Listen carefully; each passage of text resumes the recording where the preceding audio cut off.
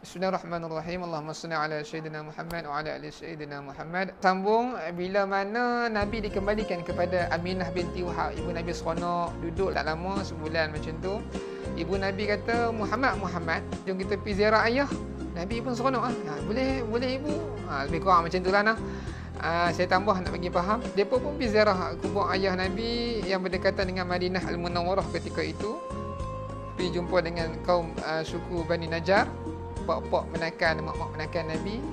Selesai jumpa semua, ziarah apa semua, dalam keadaan nak balik. Kanak-kanak yang bernama Muhammad ni diuji lagi oleh Allah. Ingat tak sebenarnya saya cerita, Nabi dalam kandungan dah diuji dah. Bila mana ayah Nabi meninggal, Nabi masih dalam kandungan, meninggal. Nabi diuji sejak berada di dalam kandungan ibunya Aminah. Subhanallah, hasbunallah wa ni'mal wakil. Kali ini Nabi diuji lagi oleh Allah ketika Nabi berusia 6 tahun. Orang yang disayang baru nak menumpang kasih ibundanya, ibu kandungnya Aminah binti Wahab. Dalam perjalanan balik ke Mekah, ibunya meninggal di Abwa. Nama tempat tu Abwa. Waktu tu mereka bertiga, Nabi Muhammad lah, Siti Aminah dan juga Ummu Aiman. Jadi Ummu Aiman bawa balik Nabi lah. Nabi sebelum tu tengok ibu dia yang meninggal. Nabi tonton, bayangkan budak kecil umur 6 tahun baru nak menumpang kasih dengan ibu. Sekian lama ditinggalkan, duduk dengan mak angkat, ibu susuan. Tiba-tiba ibu yang kita sayang baru menumpang kasih pergi meninggalkan kita. Betapa sedihnya waktu tu Nabi mengharap ibu dia membuka mata, hidup lagi dengan dia. Allah Akbar, sedih. Nabi kita diuji hebat oleh Allah Subhanahu Wa Taala. Waktu tu Ummu Aiman bawa balik Nabi, diserahkan kepada datuk Nabi Abdul Muttalib. Tuan-tuan, selepas ibu Nabi, mula-mula Halimatun Sa'diyah, lepas tu ibu Nabi Aminah binti Wahab jaga Nabi sekejap saja, berpindah kepada Abdul Muttalib. Ketika Nabi berusia 6 tahun, pada 6 tahun lah Abdul Muttalib ni, tok wan Nabi, sangat sayang kat Nabi. Sempat jaga Nabi 2 tahun je, tuan-tuan. Abdul Muttalib seorang menteri, seorang menteri Mekah ketika itu. Menteri dia ada tempat duduk lah. Dia ada tempat duduk dia.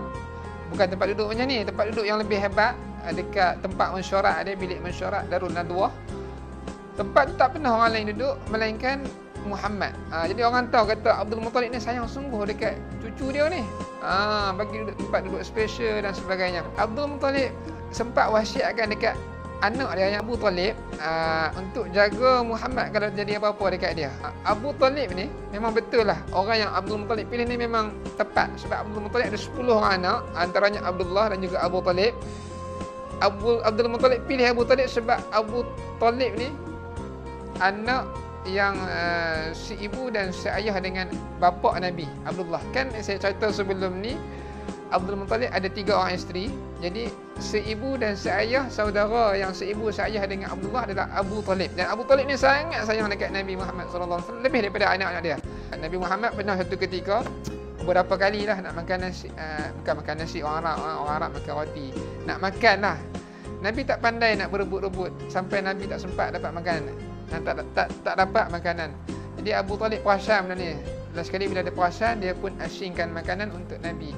Sampai tahap macam tu lah sayangnya Abdul Muttalib kepada Nabi Muhammad. Sempatlah 2 tahun Abdul Muttalib jaga Nabi. Kemudian Allah uji lagi sekali kanak-kanak yang bernama Muhammad ni. 3 kali dah kalau kita bilang lah, ujian-ujian yang besar. Nabi kehilangan orang yang Nabi sayang, baru menumpang kasih 2 tahun tok wan dia.